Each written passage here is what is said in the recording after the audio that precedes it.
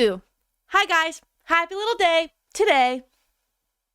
Now. So recently I saw this tweet about how it's just insane that Tate McRae has more monthly listeners than the one and only literal Beyonce. And everyone is like, what? And I feel like I've seen so many posts like this before, just focusing on the monthly listeners. Like, I can't believe this person has more monthly listeners than this person. Like, how does Dixie D'Amelio have more monthly listeners than Polo G? How does Dixie D'Amelio have more monthly listeners than Playboy Cardi? When you give that number more legitimacy and value than it honestly actually has, these types of statements are definitely shocking. But at the same time, the monthly listener number on Spotify is probably one of the most arbitrary judgments of how successful one's music career actually is. It really doesn't mean that much. It changes and fluctuates so much, and it doesn't necessarily reflect the person's impact as an artist. But that's not to say it makes no sense why Tate McRae has 50 million monthly listeners. Of course it makes sense. Think about what's going on with her right now. Guys, she literally has had the #1 song in the world, like the world, whole thing, for over a week now, if not weeks. And Beyonce hasn't dropped an album in over a year. And overall this year, she's done 2 features, and that's really it. But it's like, oh my God, but she's Beyonce. Yeah, like, no, I know. Like, everyone knows, you know? Like, everyone, like, there are still 46 million people listening to her in a month when she's only dropped 2 songs this year. This doesn't mean that she's like falling off, you know? It doesn't mean anything. And there's so much discourse in the replies of this tweet and just in general of like, oh, Tate McRae's an industry plant. Like, where did she come from? Like, who is that? And because I don't know her, and because I'm just finding out about her now, and she has 50 million monthly listeners, that must mean that someone just gave her those. That must mean that she's a plant. Greedy isn't just her first song. It's her first #1 global hit, but it's by no means her first song. This isn't like her first year of her even making music. She's been also making music for a while. And then before her music career, she had a pretty successful dance career. I mean, she's been in the entertainment industry for a really long time at this point. And she's had other songs, several other songs, go massively viral with like tens of millions of views and hundreds of millions of streams. In 2020, she had a massive viral song called You Broke Me First. You might recognize it a little bit. Could you tell me where'd you get the nerve? Apparently, I got this off Wikipedia, but literally that song was the second most streamed song by a female artist in 2020. Like, out of literally every song. And before that song went viral in 2020, she'd been making music and putting it out on YouTube for a while. She would post these videos of her playing her original songs that she just like wrote from her bedroom or something. Like, she started the series 6 years ago when she was 14. This one, called One Day, has 40 million views. What's up guys, it's Tate here, and today I'm doing something really exciting for me. It's impossible to get you off my mind. And this song, Dear Parents, another song, 4 years ago, 27 million views. Hello? She didn't just come out of nowhere. She'd been having these big moments. Look, even up here, you can see Dear Ex-Best Friend. This one, 50 million views. And all of these songs that she was doing on YouTube, she was releasing independently. She was just posting these, and they just did really well. And eventually, after posting these songs for a couple of years on YouTube, doing it independently, she signed with RCA in 2019. So she's been signed to like a massive record label for 4 years now. And she'd had viral songs before she was signed to RCA. She had viral songs after she was signed to RCA. But it's taken 6 years of just the music career, if you don't even consider the dance career. And again, before the music, which she started when she was 14, she had been a pretty successful dancer. She was on the show So You Think You Can Dance, and she did pretty well in it. She's danced on the Ellen Show a few times.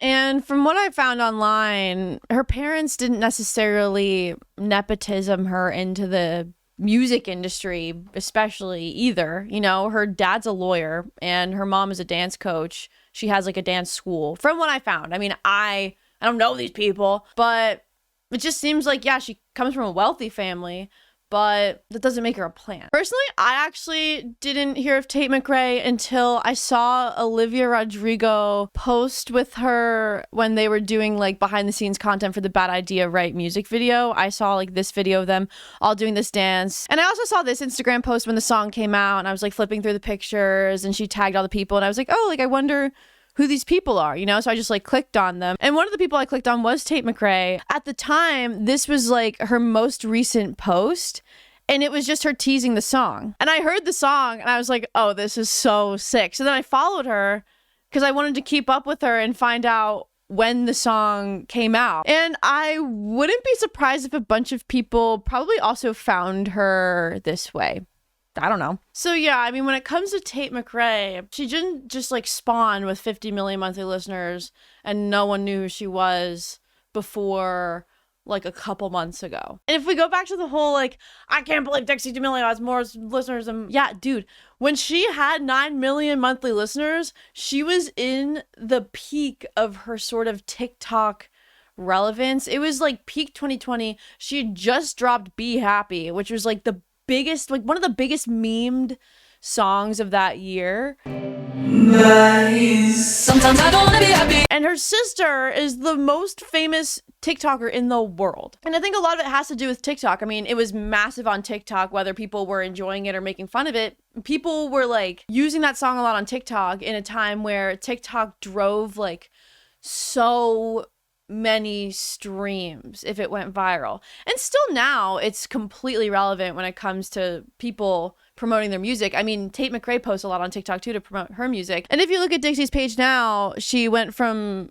9 million monthly listeners down to 1 million monthly listeners. And 1 million is still a lot, but it just shows how much this number can change and how big of a drop off someone can have and how much bigger of a monthly listener number that someone can have when they have a song out that like just came out. And this whole thing came up, I feel like a few months ago too, when everyone was talking about Kim Petras' tour, her arena tour, and how she has 20 million monthly listeners, but she can't sell out an arena. Like, what were people thinking? Why did Kim Petras' team think it was a good idea to send her on a tour with venues this size? This is not slander to Kim Petras in any way. This is just an observation. This is the seating situation right now for the Toronto show, which is happening in less than 5 days from now. Not only are the ticket sales extremely low, but this is what it looked like after they released special tickets on sale for $11 each. Having that much of a discount and this many seats still available is not a good sign. And it seems like regardless of if they put the tickets at a lower price or not after a while to fill the place more, it seems like some of the shows ended up selling out. Like I think her Brooklyn show sold out, which is awesome. But regardless, at the time, she had 20 million monthly listeners. Doesn't that seem like a big enough number for someone to sell out like a 8,000 to 10,000 cap room? That's such a small fraction of a fraction of 20 million. And you would think, well, yeah, all 21 million people aren't in one place, but these are big city shows. Like that was a Toronto show. Toronto's a big city. This number just doesn't really mean that much in the grand scheme of things. It's quite literally just like a monthly listener number. Like just because Tate McRae has more monthly listeners than Beyonce doesn't mean that she's officially more famous than Beyonce. It doesn't mean that she's more of a household name or more of a legend than Beyonce. It makes total sense why she has more monthly listeners than Beyonce right now, given the circumstances. I mean, she's literally in the middle of her album rollout, #1 song in the world. Beyonce has dropped nothing. But guys, kind of like whatever though. It's kind of just like, who cares, you know?